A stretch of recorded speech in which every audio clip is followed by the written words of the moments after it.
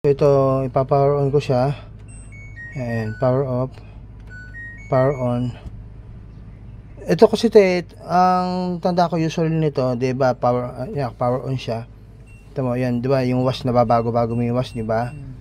Tapos yung water level, ang tataka ko kung ba't hindi gumagana. Yan. Yan. Dito rin, ayan, gumagana. Ito, yan, normal. Ayan, i-note na lang natin to, ha, na hindi mukhang hindi gumagana yung water level. So yun lang naman, ang purpose ko lang naman para hindi ako pagbintangan ng sira. Yung kasi minsan mahirap pag nagalaw mo, sasabihin, so ba't nagkaganon na, dati ganito, di ba? Ganun, yan, note lang natin yan. So yung papalabasin ko lang yung error niya na DL. Usually sa sa spin tray lalabas yan. Ano ibig sabihin ng DL ya? Door lock error, door lock. Kasi hindi na siya naglo-lock.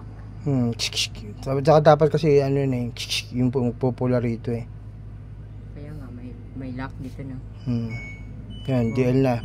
So hindi na siya yung dati kasi gumagano dito yan eh. Yan, sige, yun na. Note lang natin to na hindi gumagano yung niya, para later on hindi ako pagbintangan dyan. Pero pag nagagamit naman siya. Oo, bali hindi ko naman din concern yan. Ang concern ko lang yung mapagbintangan ako na baka later on hanapin sa akin, pag hindi na gumagana yung water level, ikaw lang ang gumalaw niyan, diba?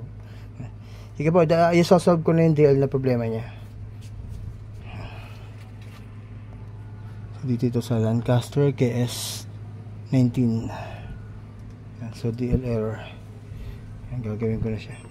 Actually, mahirap na sira yan. Maraming hindi nakakagawa ng ganyan. Hopefully, magawa ko agad. So, hindi siya gumagana sa spin dry. Error ka agad.